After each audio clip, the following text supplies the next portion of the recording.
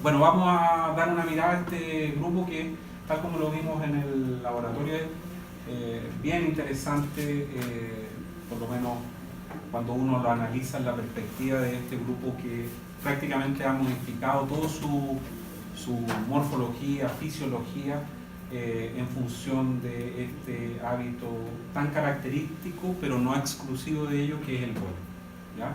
Y ya lo pudimos ver en el laboratorio, cómo se transformaban distintas partes de su cuerpo para, por ejemplo, obtener energía de manera rápida y suministrar los requerimientos, las demandas de los músculos que tienen que ver con el vuelo, cómo se había modificado su cuerpo para aligerar el peso y hacer mucho más eficiente su desplazamiento, etc. Así que vamos a mirar una serie de características, pero siempre en la perspectiva y en la idea de no perder de vista esa característica.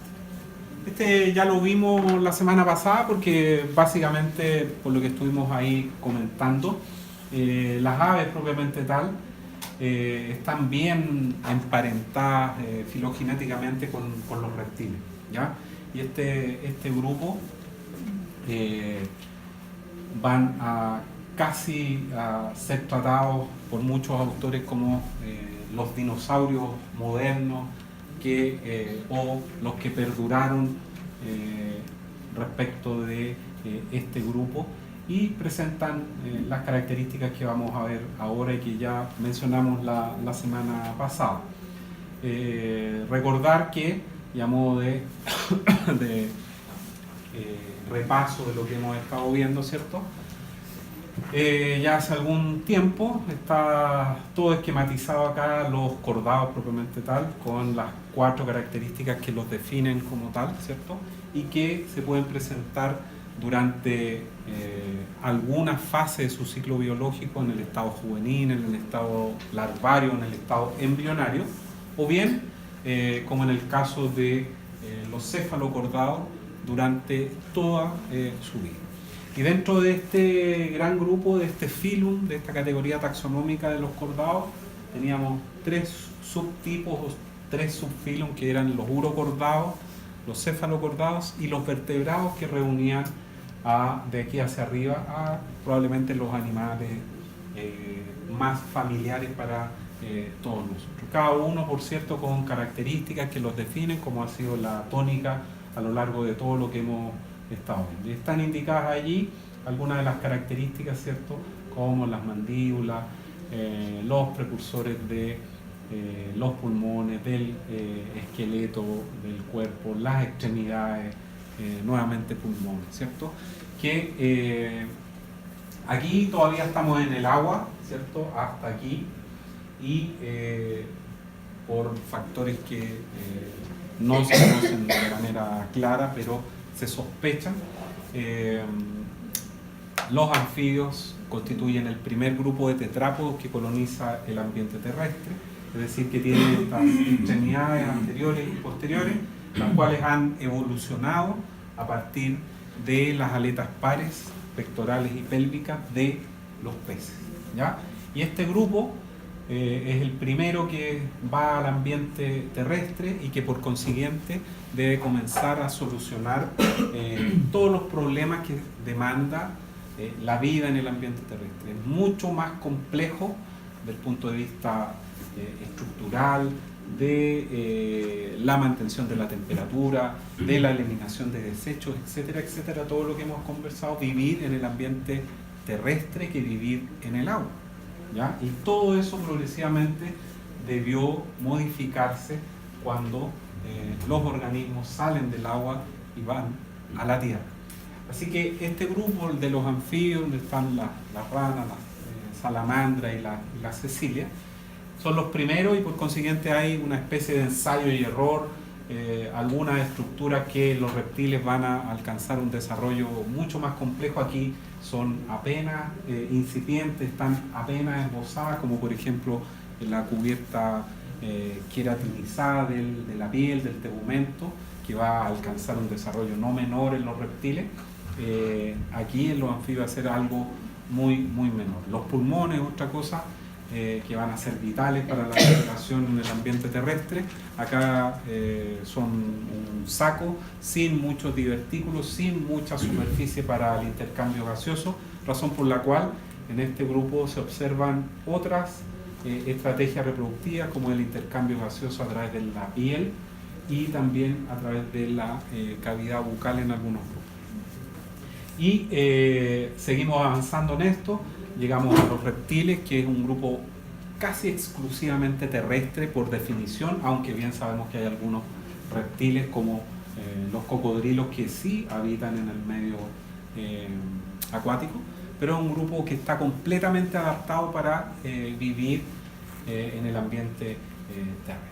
Y dentro de este grupo están metidas las aves, básicamente evolucionando a partir, igual que los mamíferos, evolucionando a partir de reptiles ya extintos muchos de ellos.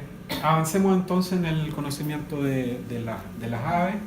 Es un grupo más o menos grande dentro de los vertebrados, no tan grande como los peces, pero más grande que los mamíferos, por ejemplo, que son prácticamente la mitad de las aves.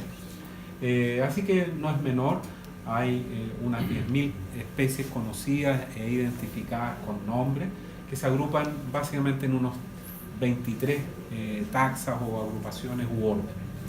Este es un grupo que, si uno hace cuenta respecto de los años, los millones de años en estricto rigor que están mencionados allí, calza casi dentro y casi en la mitad del curso de evolución o de apogeo que tenían o que tuvieron los reptiles. Así que habrían surgido hace unos 150 millones de años atrás, lo cual evidentemente es un lote de años.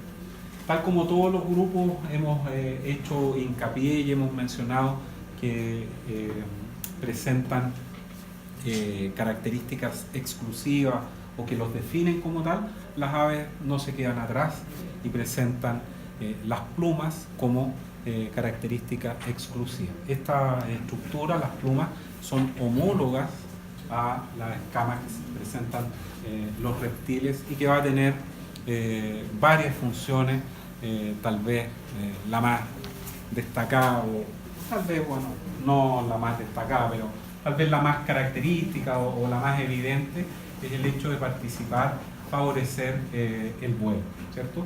Pero no menor el hecho que las plumas como tal van a participar en una característica importante que tienen las aves en conjunto con los mamíferos, que es el hecho de ser organismos endotermos. Y tal como nosotros tenemos pelo, que va a mantener la temperatura interna de los mamíferos, las aves tienen las plumas que más o menos hacen la misma función, ¿ya? Estos organismos, los organismos endotermos, van a tener asociada esta característica de mantener su temperatura corporal independiente de la temperatura medioambiental, característica que les va a entregar la posibilidad de colonizar ambientes que para otros grupos están absolutamente vedados, ¿ya? No hay reptiles, por ejemplo, en la Antártida o en el Ártico. ¿Qué es lo que predomina allí? Mamíferos y aves. ¿Por qué? Por la condición homoterma o endoterma, además de otras adaptaciones que ellos tienen para sobrevivir en estos ambientes tan gélidos, etc. Hay una amplia diversidad de las aves, desde algunas tan pequeñas como algunos colibríes de gramos solamente, hasta aves ya extintas que alcanzaron los 2 metros, ¿ya? ¿Cuáles son las características derivadas que tienen las aves? Son básicamente dos, las plumas, que ya las mencionamos, y las características que tiene el esqueleto, que muchos de sus huesos, características que ustedes debiesen conocer mucho mejor que yo, ¿cierto? Por sus cursos de anatomía, ¿o no? No. ¿No? Ah, bueno, pero después ustedes tienen curso de aves, ¿cierto? ¿O no? ¿No? No sabemos. Bueno, usted no sé. 2 años más. 2 años más hablando. Es que el esqueleto, en términos generales, está adaptado para el vuelo y está optimizada las características que el esqueleto tiene. Y por ejemplo, las clavículas están fusionadas. ¿Y qué otra característica de esta adaptación al vuelo? Es la quilla anterior del esternón para servir de punto de inserción para los músculos pectorales que van a participar en el vuelo. Estas dos son las características derivadas que presentan las aves que uno puede, no tiene que olvidar. Recordemos cuál es la clasificación de este grupo. Estamos dentro del filum de los cordados, ¿cierto? Hace rato ya. Del subfilum de los vertebrados y la clase aves, que se reconocen básicamente categorías que son subordinadas acá y que podemos reconocer la superclase de las arqueornitas, donde está el Archaeopteryx, que ya no existe, y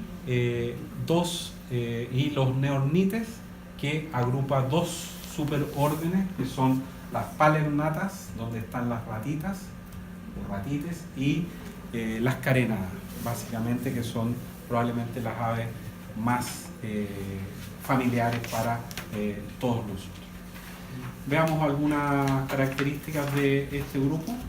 Aquí hay un fósil del Archaeopteryx, que fue un fósil encontrado en la zona de Baviera, Alemania, donde en unas excavaciones encontraron estos fósiles, lo cual no es muy frecuente en las aves por las características que tiene el esqueleto, que presenta esta forma, o esta, valga la redundancia, característica de presentar estos huesos neumáticos llenos de cavidades o con cavidades allí para funcionar o estar llenas de aire y aligerar el peso del cuerpo, razón por la cual la fosilización de este organismo del esqueleto no es muy frecuente y son malos para fosilizarse, no como por ejemplo mamíferos, reptiles, etcétera, que probablemente forman el grueso de todos los organismos que se conocen a través de los fósiles. Con las aves no ocurre eso, básicamente por las características que tiene el esqueleto. Así que el encuentro de este bicharraco en Alemania, por allá por 1800 y algo, constituyó claramente una novedad, y este organismo presentaba características de reptil. ¿Cuáles, por ejemplo? La mandíbula con dientes,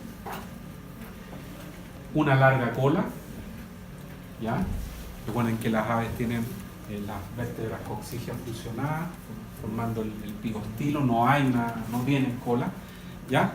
Y también fusión de algunos huesos. Pero presentaba este fósil, el Archaeopteryx, una característica que es distintiva de las aves, que eran las plumas, que se alcanzan a ver en lo que quedó de la fosilización de este cuerpo.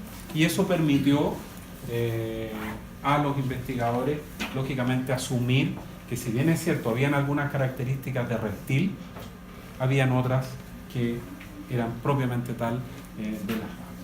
Esta es una representación de cómo habría sido el Archaeopteryx, ¿cierto? Los colores y todo eso es parte de la creatividad del artista. Esto no se sabe, no había nadie vivo para dar testimonio de que el Archaeopteryx era así, pero con una larga cola, ¿cierto? Con algunos huesos ahí fusionados, con dientes en las mandíbulas, pero con plumas, ¿ya? Las ratites, ¿cierto? Estas grandes aves que no vuelan, ¿cierto? Que nunca han volado, y con representantes en distintas tierras gondwanicas, ¿cierto? Como ya hemos mencionado varias veces, que se da esta distribución en distintos grupos, y uno de los grupos que miramos y que estuvimos conversando fue los peces pulmonados. ¿Se acuerdan? Que habían peces pulmonados en Australia, en Sudamérica y en África, y eso claramente era una evidencia de su pasado en un continente común, que era este continente, supercontinente austral, que se denominaba Gondwana. Cuando comienza o cuando se acentúa la deriva continental, es decir, los movimientos de los continentes, que está más o menos expresado allí, cuando comienzan estos a separarse, hasta más o menos unos 50 millones de años atrás, y están separados. Sudamérica, África, Australia y la Antártida toma su posición, bueno, ya hace un rato su posición polar. Quedan los distintos grupos de aves ratitas confinados a estas tierras que formaron este supercontinente, la Gondwana, que era América del Sur, África, la Antártida, Australia e India también, ¿ya? La formación de los Himalayas, por ejemplo, es producto, donde está el Everest y todas esas montañas famosas, es producto del choque, ¿cierto?, de India contra el continente asiático, ¿ya? Y ahí viene y se forma esta cordillera. Así que quedaron todas estas aves allí aisladas en estas tierras gondwanicas, que tienen su explicación porque hace por lo menos unos 160 millones de años, por lo menos, estas tierras están fusionadas. Y por eso uno encuentra algunas aves en Madagascar, en Nueva Zelanda, Australia, Sudamérica, África, etc. Esa es básicamente la explicación.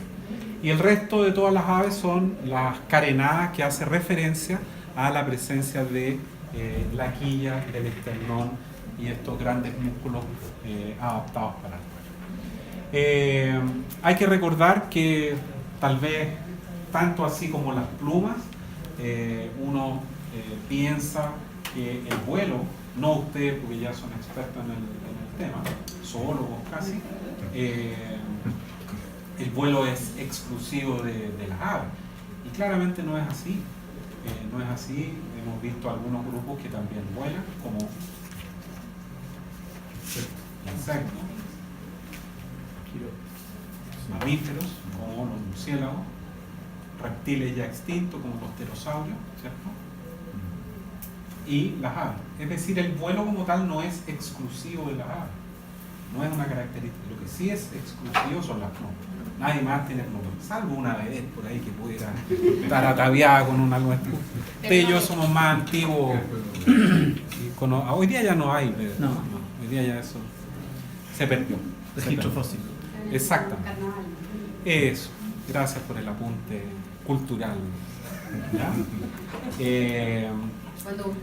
Pero lo notable de esto, más allá de que el vuelo sea o no una característica exclusiva de las aves, es lo que ya hemos conversado y destacado varias veces, que es la presión de selección sobre estos organismos para modificar su cuerpo y hacer el vuelo una característica absolutamente notable en ellos, ¿ya? Lo vimos en el práctico cuando hicieron ustedes la disección y pudimos ver el tubo digestivo, por ejemplo. Claramente un intestino delgado, aparte de delgado, era larguísimo, 30 o no sé, 40 centímetros. Si más encima lo comparamos con el intestino grueso, que era 5 centímetros, la pérdida de la vejiga urinaria, la atrofia del sistema reproductor del lado derecho en las hembras, la pérdida de los dientes, en fin, varias cosas que han buscado, o la evolución ha ido seleccionando, que estos organismos cada vez hagan más eficiente el vuelo. ¿Y qué es lo que se ha buscado allí? Gastar, como siempre, la menor cantidad de energía posible. Los dientes, peso. Vejiga urinaria, peso. Los huevos de las aves son huevos pesados.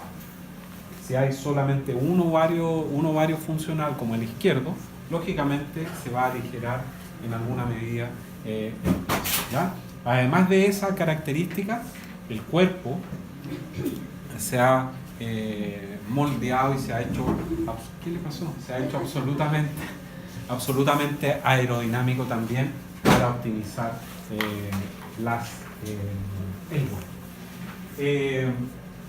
No hay que perder de vista tampoco que las aves descienden, al igual que los mamíferos, de los reptiles. Y los reptiles tienen prácticamente su cuerpo carente de glándulas. ¿De dónde evolucionan los reptiles? De los anfibios, o están estrechamente relacionados a los anfibios. Y el tegumento de los anfibios está altamente, o hay presencia de un número no menor de glándulas que producen cierta secreción que va a generar esta mucosidad, este aspecto en la piel, este aspecto mojado, por llamarlo de alguna forma bien gráfica, que va a facilitar el paso, la difusión de los gases para favorecer o ayudar a los pulmones a respirar. ¿Qué pasa de vuelta en los reptiles?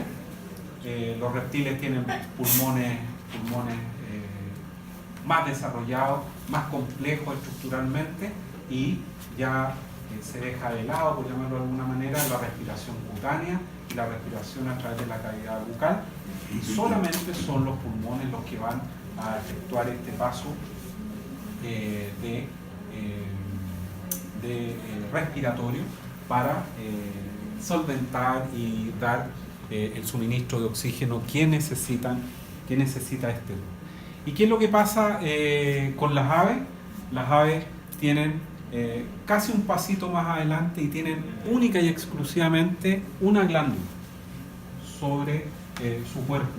Y esa glándula es la glándula uropigial, que se ubica en la zona hacia caudal, inmediatamente sobre la cloaca, y esta glándula es la única que tienen las aves y que produce una secreción oleosa, aceitosa, que va a permitir a las aves lubricar sus plumas.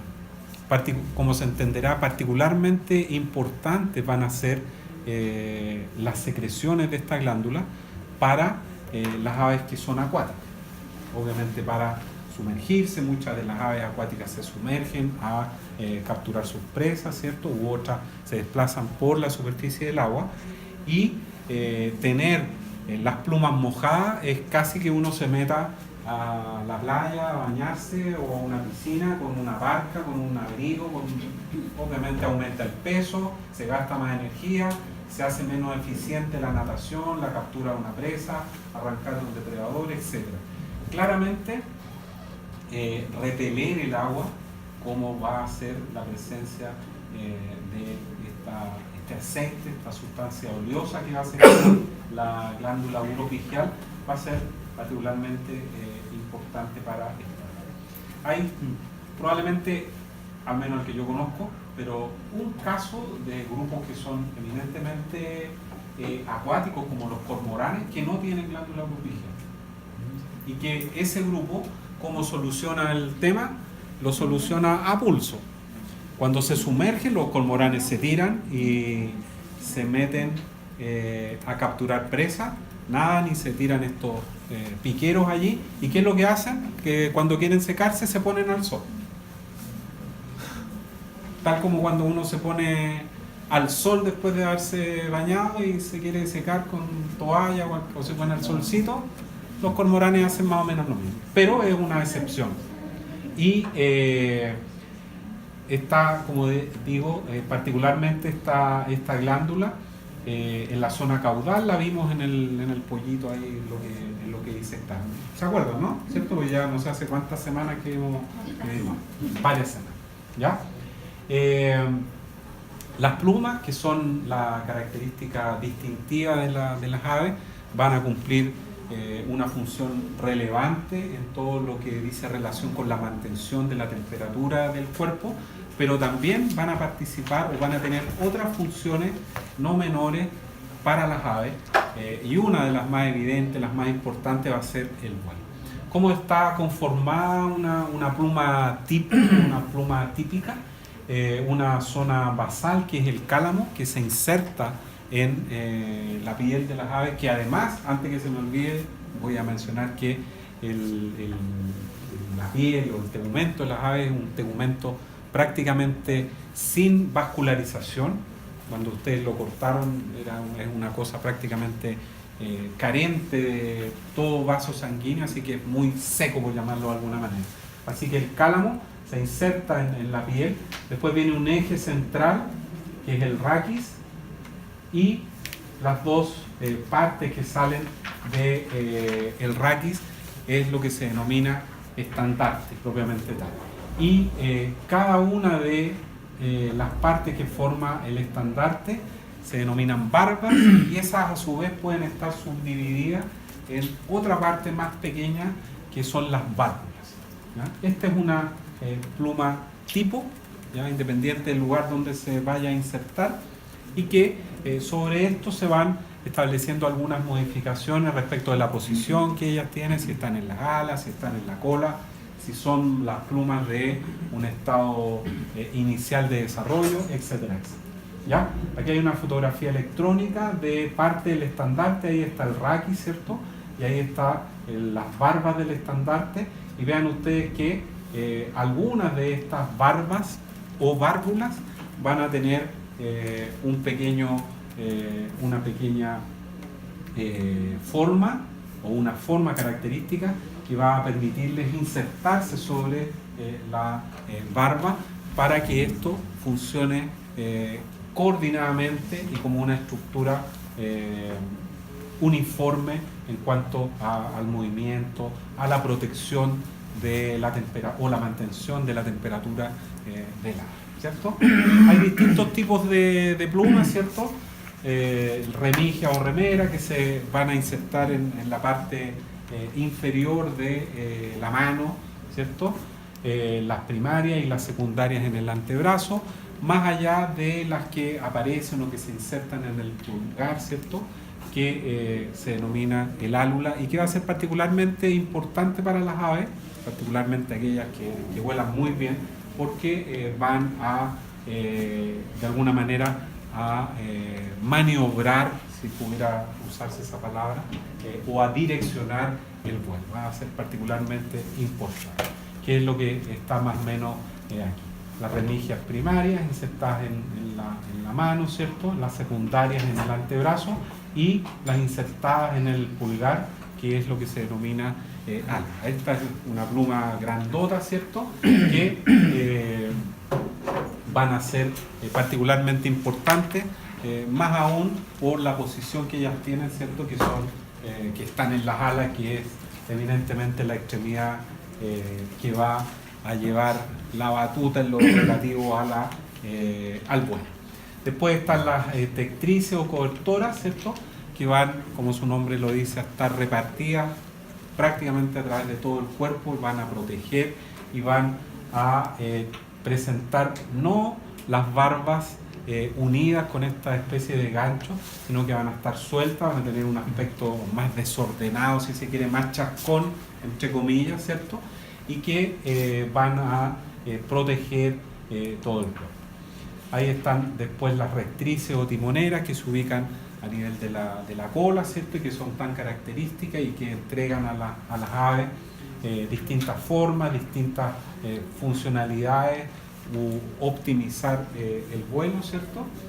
En algunos grupos, en algunas especies, este tipo de pluma va a adquirir una característica ornamental particularmente bien evidente en algunos grupos, en algunas épocas del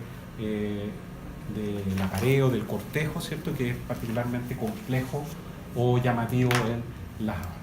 El plumón, que también va a tener esta particularidad de presentar este aspecto chascón, entre comillas, ¿cierto? Van a estar ubicadas bajo las cobertoras, y también van a contribuir de manera no menor a mantener lógicamente la temperatura. Y esta pluma, que es la filopluma, que era la antigua pluma que quemaban las abuelitas, ¿cierto? Cuando las plumas se sacaban en la casa, hoy día los cabros chicos, yo creo que ni saben que lo que venden en los supermercados tiene pluma, ¿ya?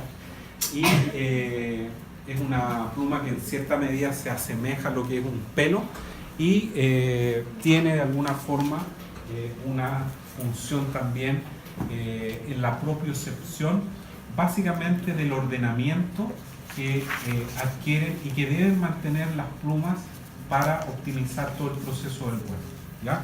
Así que este tipo de plumas que están repartidas en el cuerpo de un ave van a ser muy importantes porque van a informarle al ave si las plumas están allí bien ordenaditas para poder volar, etc. Recuerden ustedes que tal como ya no se le da mucho volantín, ¿no? O sí, solo para el 18.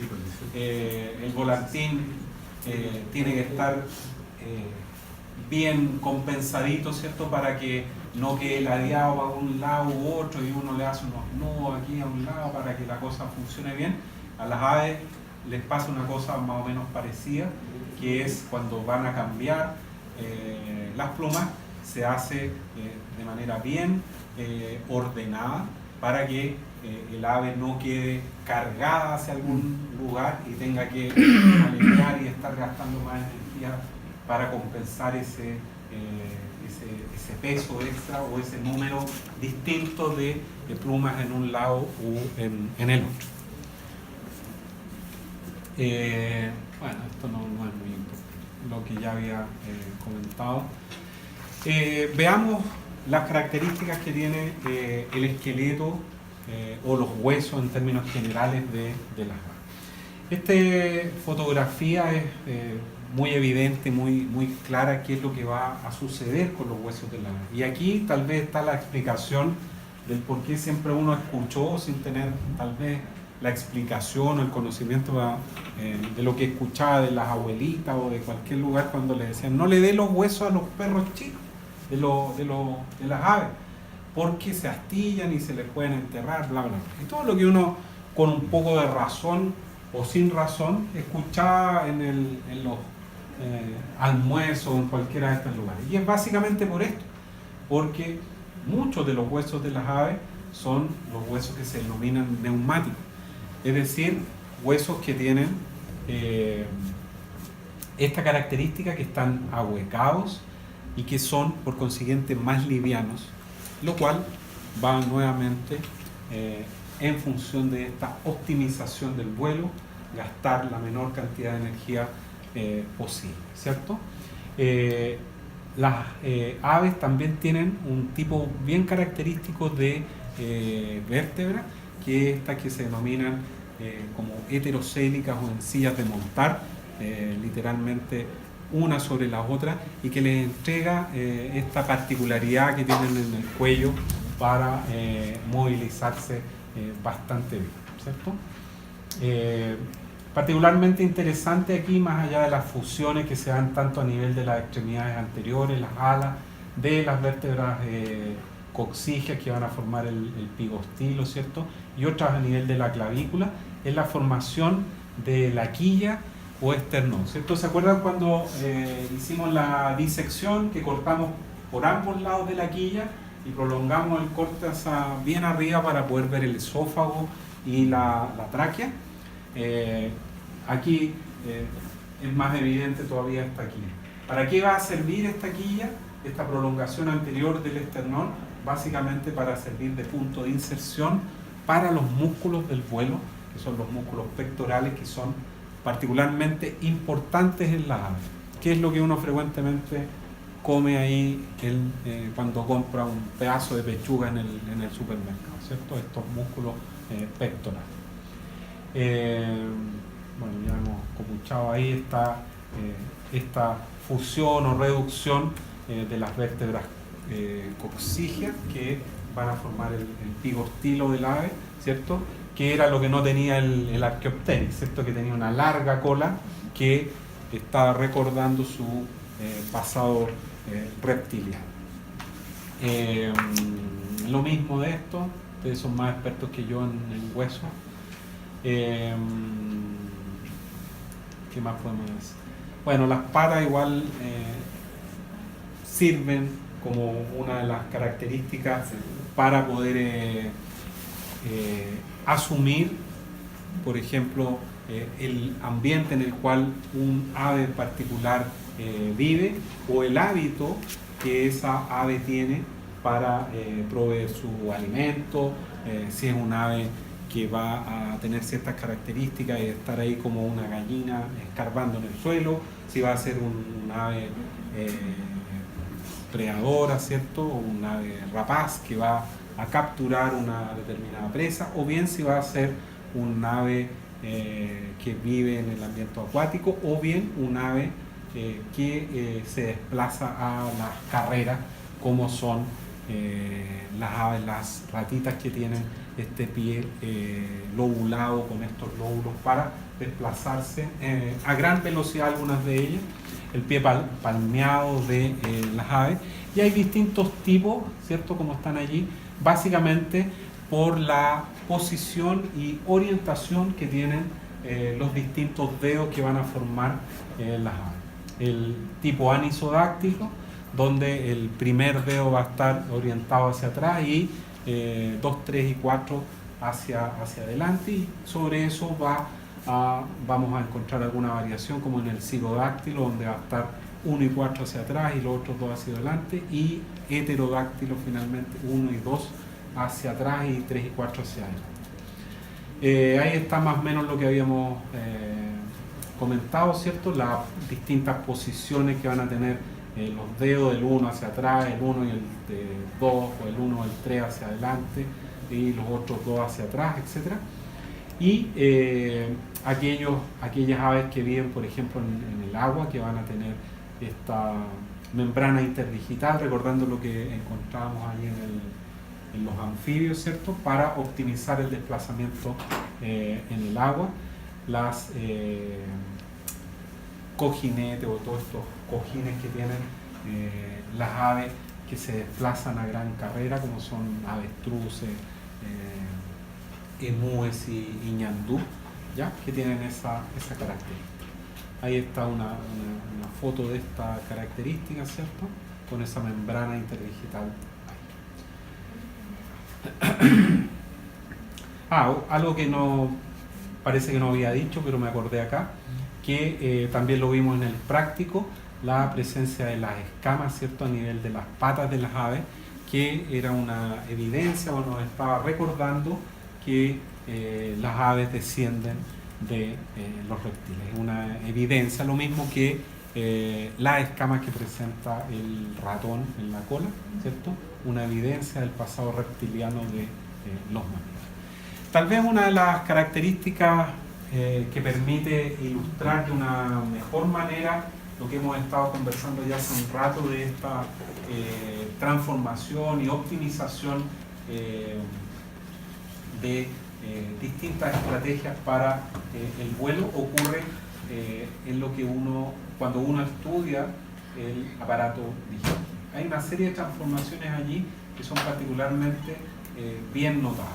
Y uno va a encontrar, tal vez lo primero, las mandíbulas, que va a caracterizar el pico Rhamphotheca, esta mandíbula altamente queratinizada, ¿cierto?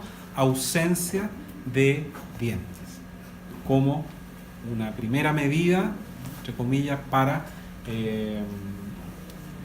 disminuir el peso. Algunas de las cosas que puede encontrar en el pico Rhamphotheca, dientes no, pero en las palomas, por ejemplo, las columbiformes, puede encontrar esta especie de cera en la base, que tiene esta característica táctil, ¿cierto? Allí, en la base del pico, y con un estrato córneo que va a recubrir las mandíbulas, que es bastante evidente. La lengua de las aves, vamos a ver, y ustedes también la vieron y la han visto, ¿cierto? Está prácticamente, o es carente de musculatura, prácticamente carente de musculatura, y está por lo general revestida de un delgado estrato córneo. El pico o ranfoteca también pone en evidencia el hábito alimenticio que esa ave tiene, ¿cierto? Si es una ave que se alimenta de granos o de semillas, va a presentar cierto tipo o el pico ranfoteca con cierta morfología muy característica y funcional para ese hábito alimenticio. Lo mismo si uno analiza el pico ranfoteca de un ave rapaz, de un ave que captura presas para sobrevivir, y esta conformación va a estar asociada a otras características, ¿cierto? Como aquellas que tienen las patas, ¿cierto? Para fijar y lograr capturar la presa, o bien si ahora piensa en una ave acuática que se alimenta de peces, también con una conformación bien característica. Si analizamos, no me acuerdo si lo hicimos en el práctico, y analizamos la parte interna del pico ranfoteca, vamos a visualizar internamente aquí las coanas, ¿cierto? Que es esta abertura única. Bueno, que en el anfibio que vimos nosotros también había una sola, no dos como en algunos, no, eran dos, y era una trompa de Eustaquio, sí, tiene razón. Aquí una única coana, ¿cierto? La lengua, bien de aspecto coriáceo, ¿cierto? Prácticamente carente de musculatura.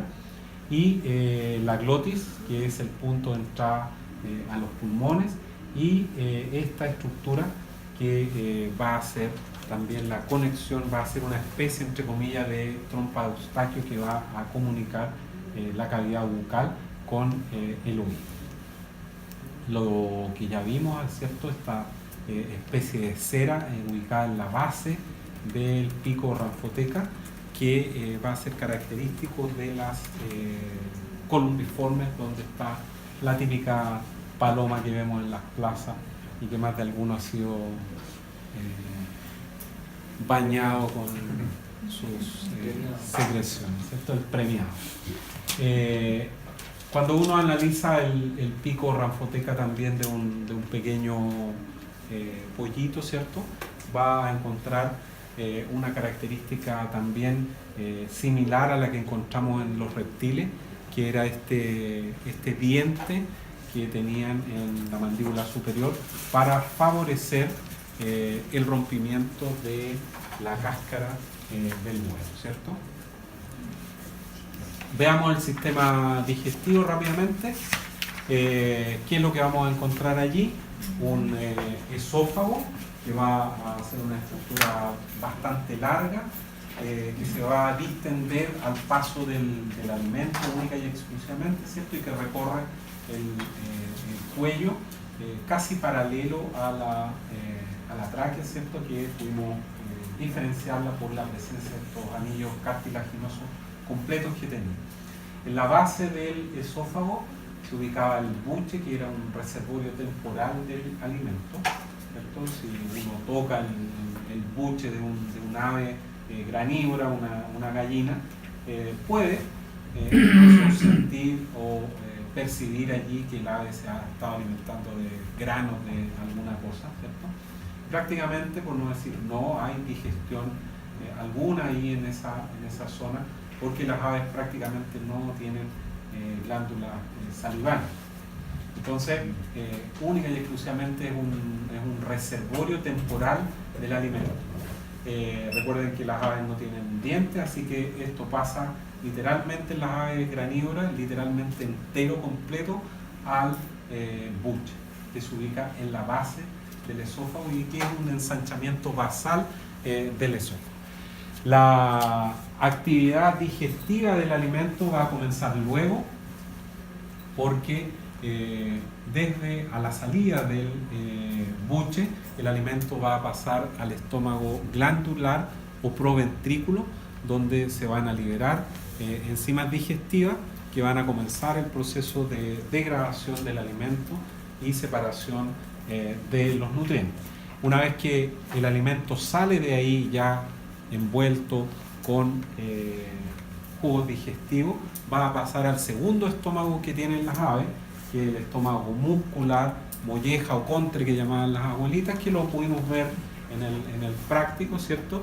Y que efectivamente es una cosa dura, con paredes musculares bastante gruesas, ¿cierto? Que particularmente desarrollado en las aves granívoras, las que se alimentan de grano, que incluso algunas de ellas consumen pequeñas piedrecitas para favorecer y aumentar la molienda de los granos. Aquí está el buche, ¿cierto? Que es este ensanchamiento de parte del esófago, este ensanchamiento basal del esófago, y que va a ser un punto única y exclusivamente de almacenaje temporal del alimento.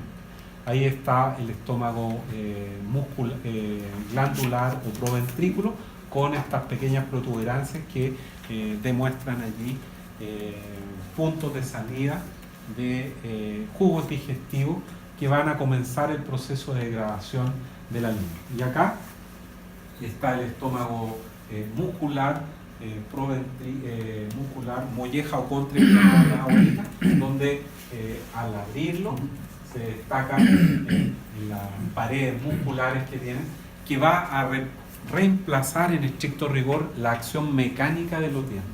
Recuerden que los dientes nuestros van a comenzar el proceso digestivo mediante una digestión mecánica del alimento. Las aves no lo tienen. ¿Dónde van a hacer esa pega?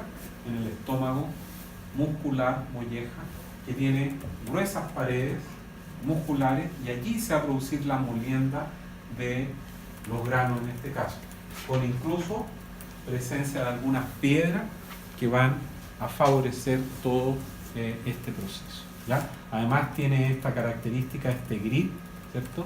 Que es todas estas circunvoluciones, por llamarlo de alguna manera, que tiene el contre, la parte interna. Aquí han sido retiradas todas el alimento que está allí, ¿cierto?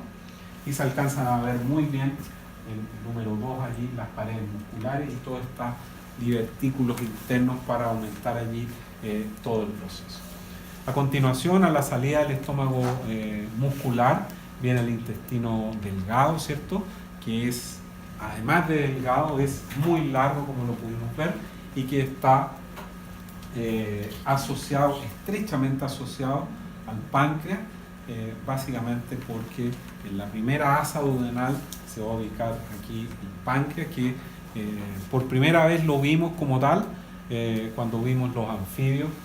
Suponíamos que estaba por ahí también en la primera asa duodenal, pero ahora en las aves lo pudimos ver. El intestino grueso, por el contrario, es corto, y podemos identificar muy bien su inicio del intestino grueso, porque en el inicio del intestino grueso había presencia de estos ciegos dorsales que iban a servir a la ave para absorber agua y algunos otros nutrientes.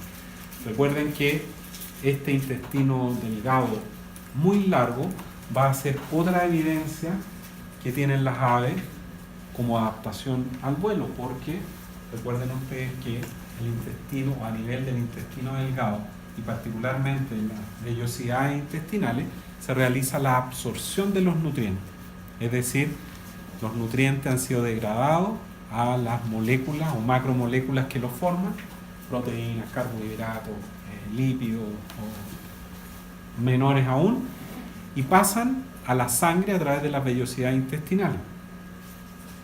El vuelo para las aves demanda un alto gasto de energía.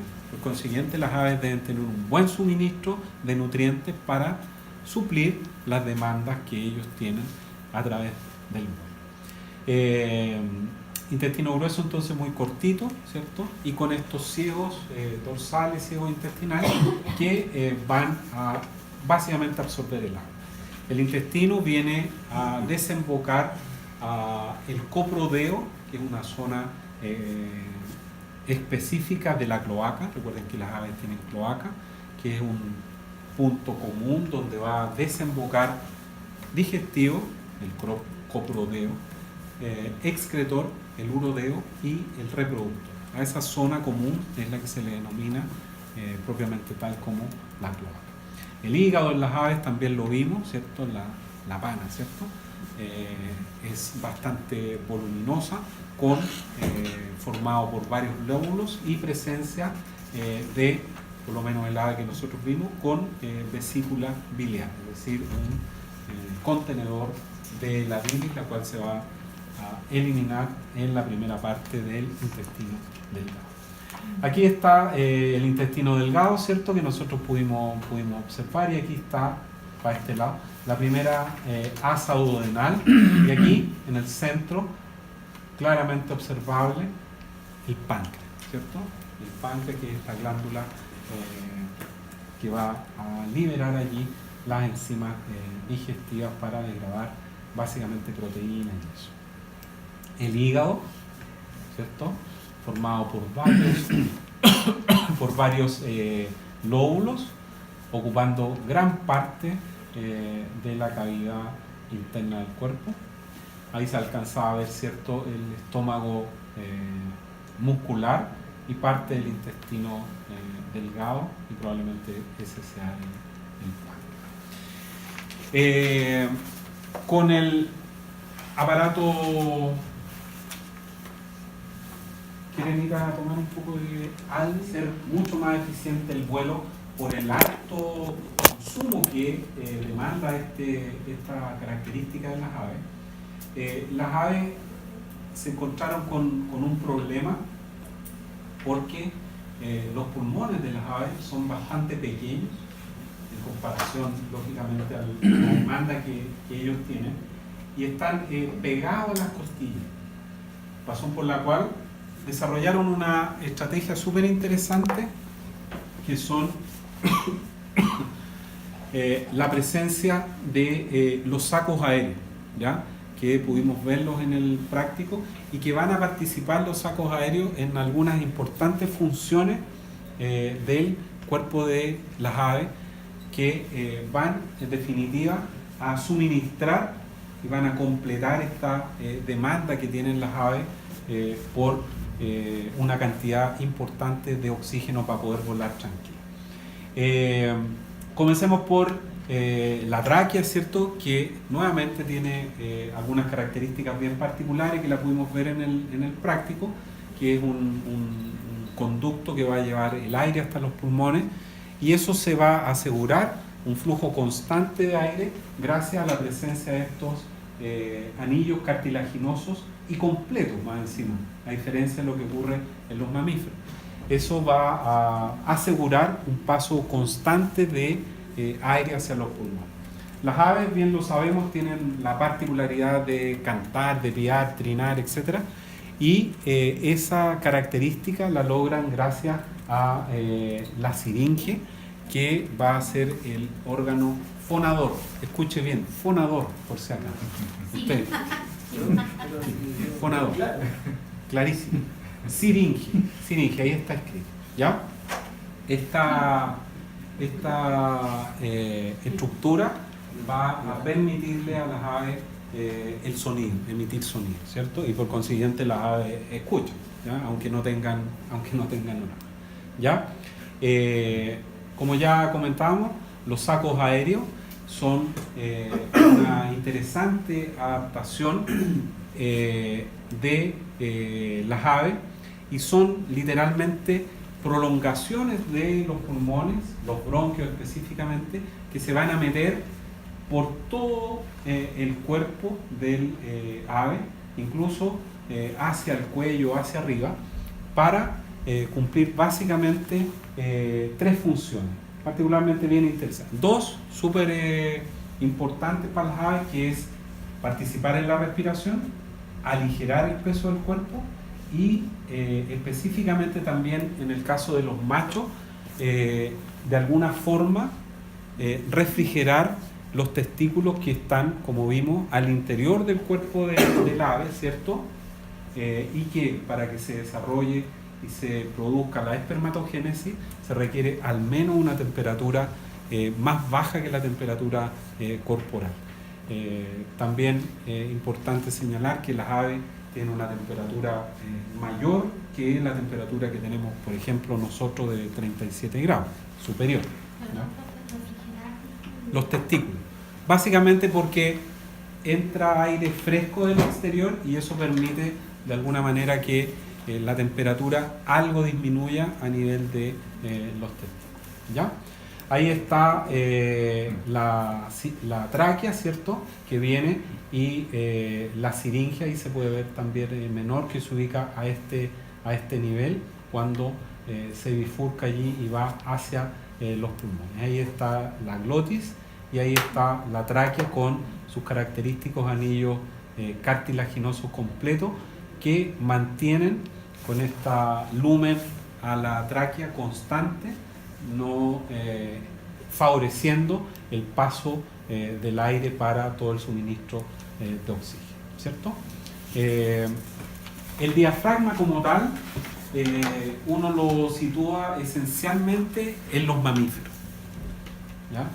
Pero no es menos cierto que hay algunas aves que tienen o presentan un diafragma rudimentario, muy rudimentario, y es posible observar algunas fibras musculares. El diafragma es un músculo, ¿cierto?, que lo vimos en el ratón, que va a tener una función mecánica y una función fisiológica, porque va a dividir la cavidad interna del cuerpo, pero también va a favorecer la inspiración y la salida del aire hacia el exterior, nuevamente casi gastando cero energía. Aquí hay algunos en esta linda fotografía, los sacos aéreos, que los pudimos ver en el práctico, ¿cierto? Que esta telita allí, esta membrana transparente, que está lleno de aire, que es una prolongación de los pulmones, ¿cierto? Son los bronquios, y que se meten por todos lados para aligerar el peso del cuerpo. Ya en los reptiles, específicamente a nivel de los cocodrilos, pudimos observar por primera vez en la evolución de los vertebrados 4 cavidades, aunque hay que recordar que la separación, el tabique que separa ambos ventrículos no es total, porque todavía hay mezcla de sangre y se establece cierta comunicación a través de ellos o entre ellos, gracias a este foramen de Panizza, este agujero que hay ahí a nivel de los ventrículos. Pero ya hay 4 cavidades por primera vez en los cocodrilos. Lo que nos queda, aves y mamíferos tienen claramente 2 aurículas y 2 ventrículos. Y tal vez una de las cosas más notables es que en este grupo aparece por primera vez la endotermia, es decir, este mecanismo de termorregulación que va a ser vital para las aves y que les va a permitir colonizar de manera amplia todos los ecosistemas terrestres. No hay que olvidar que los mamíferos también tenemos endotermia, es decir, que nuestra temperatura corporal es independiente de la temperatura medioambiental, y eso es una evolución convergente con los mamíferos. A diferencia de lo que ocurre con reptiles, peces y anfibios, que son animales ectotermos, ¿cierto? Que su temperatura corporal depende de la temperatura medioambiental. Dígame. No, aquí la separación es como cuando uno se separa, ¿ya? Okay. Queda así todo bien separado. Nada de cuestiones ahí a medias tintas, ¿ya? Seguimos con metanefro, ¿cierto? Seguimos con metanefro que ya había aparecido en los reptiles y que es un tipo de riñón que está más asociado a lo que uno frecuentemente debe caracterizar a animales terrestres. Y básicamente, ¿por qué? Porque el metanefro, como ya hemos hablado varias veces, es un tipo de riñón que tiene la particularidad o la característica de evitar al máximo la pérdida de agua, lo cual es vital para organismos que son terrestres, ¿cierto? Los riñones en las aves son bastante grandes, son en algunas especies trilobulados o tetralobulados con varios lóbulos, y son bastante grandes y se ubican en la parte dorsal cuando hicimos la disección del ave. Otra adaptación que tienen las aves a evitar al máximo el peso es la ausencia de vejiga urinaria, ¿cierto? No hay una vejiga no hay una bolsa con líquido que las aves carguen al minuto de volar, porque lógicamente eso es peso extra. Hay particularmente en las aves marinas unas glándulas nasales u orbitales que excretan, eliminan el exceso de cloruro de sodio del agua de mar, producto de lo que ellas consumen o de la alimentación que ellas tienen, y que es mucho más concentrada que la orina que esas aves o el cloruro de sodio que esas aves eliminan por los riñones. Estas glándulas tienen esa particularidad. Y muchas de las aves marinas que tienen altamente desarrolladas estas glándulas nasales tienen un aspecto de estar constantemente eliminando agua a través de estas glándulas o de las narinas, producto de la excreción del exceso de cloruro de sodio. Ahí están los riñones en el fondo ya, que como vimos son bastante grandes, como les decía, trilobulados o tetralobulados en algunos casos.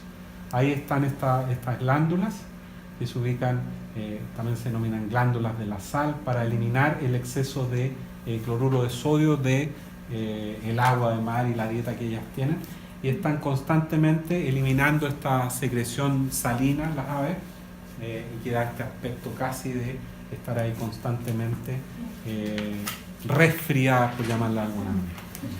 Se trata de organismos vertebrados que tienen un alto ya desarrollo y complejidad del sistema nervioso, pero tal vez hay al menos un par de cosas que uno debiese recordar en las aves, que es la ausencia de neocorteza.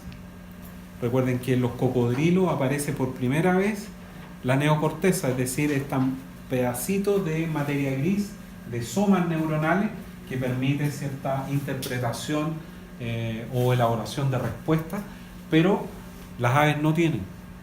Ya se produce ahí una reversión no menor.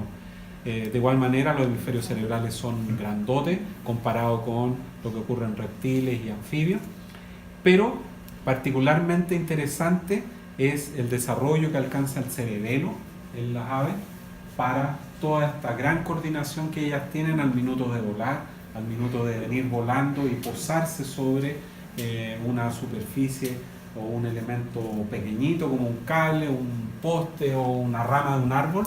Las aves no tienen ningún problema en este tipo de coordinación bien importante. Lo mismo, todo el desarrollo, particularmente en algunas aves que son predadoras, de la excelente visión que ellas tienen, alcanzando a distinguir una presa a varios kilómetros, por no decir un número no despreciable de kilómetros. ¿Ya? Algunas cosas importantes ahí, bueno, en la membrana nictitante que ellas tienen, ¿cierto? Este tercer párpado, igual que los reptiles, ¿cierto? Para ir terminando y dejarle las 2 horas que faltan a Sergio, ¿cierto? ¿No? Bueno, esta última parte solamente nos referimos a lo de las hembras, ¿cierto? Que es tal vez más interesante que en el caso de los machos. Las hembras tienen solamente el ovario izquierdo funcional, ¿ya? Y el derecho atrofiado, nuevamente por lo mismo que ya hemos repetido varias veces, que es aligerar el peso del cuerpo, porque el óvulo, el huevo de las aves peso, y eso lógicamente va a ir contra todas las modificaciones que el ave ha establecido y ha evolucionado para aligerar el peso del cuerpo, y no podría perderlos aquí. Particularmente interesante del aparato reproductor de las aves es el oviducto, ¿ya? Básicamente por la diferenciación en las distintas partes que hay, el infundíbulo, el magnum y el istmo, que van a ser los lugares en donde se va a producir la fecundación en el infundíbulo y progresivamente en magno y específicamente a nivel del istmo se van a adicionar los elementos que van a formar la cáscara del huevo, ¿cierto? Y posteriormente este va a pasar al útero, donde va a permanecer algunas horas, y en la vagina, donde se va a abrir a nivel del urodeo de la cloaca. Bueno, de eso no vamos a hablar absolutamente nada. Aquí hay un esquema de esto, ¿cierto? Acá debería estar el ovario, ¿cierto? El infundíbulo y todo el oviducto bien diferenciado hasta llegar a nivel del útero y la vagina. A nivel del infundíbulo, es decir, la primera parte del oviducto es donde se va a producir la fecundación, ¿cierto? Y tiene un sentido lógico, porque una vez que se adicionaron los elementos para formar la cáscara, la fecundación se hace imposible. No hay posibilidad que los espermatozoides logren atravesar la cáscara del huevo. Así que la fecundación se realiza acá y progresivamente avanza el huevo a través del magno o el istmo, viene adicionándose las partículas que van a formar la cáscara del huevo. Permanece algunas horas a nivel del útero y casi nada a nivel de la vagina. Otra cosa interesante que no hay que olvidar es el hecho que mencionamos la semana pasada, que el pene como tal aparecía en los reptiles y las aves no tienen pene. ¿Ya? Sin embargo, tienen fecundación interna, se ponen en contacto las cloacas y eso posibilita la entrada del espermatozoide hacia el interior.